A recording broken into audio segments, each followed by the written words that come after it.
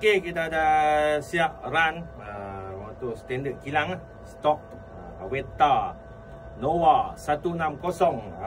Ni kita run tengok, dapat dia horsepower dia 12. Mai dah patut. 12 horsepower, torque 14. Ya, saya orang ada orang petikai pula dalam komen kata tengok dalam website 15.8. Yang ni saya ambil marking dyno saya lah. Kalau di website lepas bacaan dyno di claim di Grand Sub enjin yang saya tahu lah. Yang ni kita kira sebiji motor lah.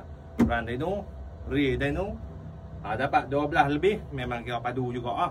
Banding dengan motor standard 160 skuter lain pun dia punya horsepower kira boleh fight ya, kira padu lah. Kira padu ni Aveta ni. Nanti kita akan buat stage 1 tengok. Tukar puli, terutama body ke, exhaust ke. Kita akan run pula tengok horsepower. Lalu ni kita ambil data dia. Data standard Aveta 160. Motor ni boleh ambil lah kalau hampa berminat, bentuk dia pun cantik, harga pun tak mahal, boleh ambil. Nanti kita tunggu video part ke-2, ke-3, ke-4 sampai ke habis kita buat proses ni. Motor ni kita banyak projek ni. Lalu ni kita ambil data standard, stage 1, stage 2, macam-macam lah kita akan buat motor ni. Okey, clear. Tolong share-share lama. Jangan lupa Aveta Nova 160.